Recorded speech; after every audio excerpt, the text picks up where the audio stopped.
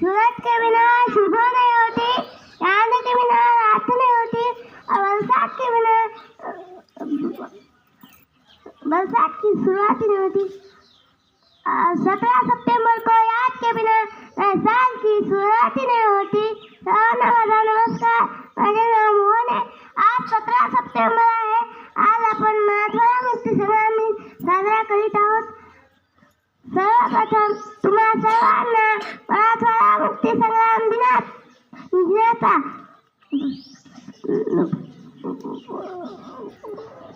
मी मोहन गजानन बुखारे खूप खूप शुभेच्छा देतो।